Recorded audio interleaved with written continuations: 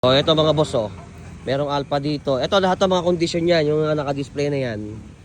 Kondisyon lahat yan, umaandar lahat yan. 15k na lang to oh. Ito, mga boss. Oh, 155 oh. TMX 155 yan. 15k na lang.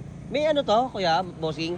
May mga papel. Meron lahat yan sa mga prebo yan eh. Sa kanila pa ibang pangalan. Ah, ayos na. Pagka kinuha nila, direct sa kanila na agad pangalan. Sila ng certification, nakapangalan sa kanila. Ayos. At na yan nagaling sa kasa. Oh. Mga repo din pala to mga boss. Tingnan nyo, 15k na lang to. Ito 15k na lang oh. May mga papel.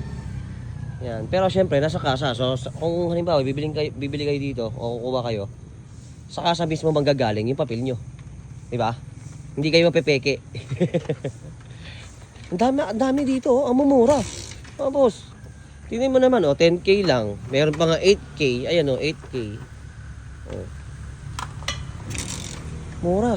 Tapos kung anong gusto nyong pyesa ng motor, ang dami dito.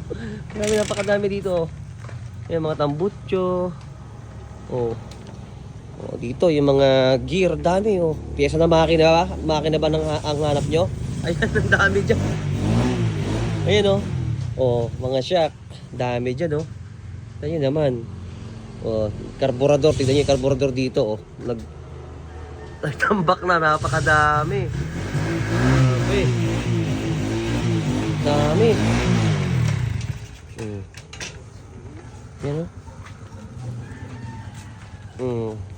Tsaka yan, pagka kukuha kayo dito halimbawa ng motor, ano na yan, condition. Kasi sa dami ba naman ng piyesa dito, imposibleng hindi nila makondisyon yan. Diba? Dami hanggang dun oh. Ayan oh, hanggang dun. Dami oh. Oh, sa gustong pumunta rito, visit nyo lang to. Saan ba to? Saan ba lugar to? Dito lang to sa Pandi. Tama ba, Pandi? Yan oh. Ito na naman puntahan nyo yan. Yan oh. Yan oh. Tapos, o kaya, yun, tapat nun. Vital Care. Putita. Ayan, nagdi-display din sila dito sa harap.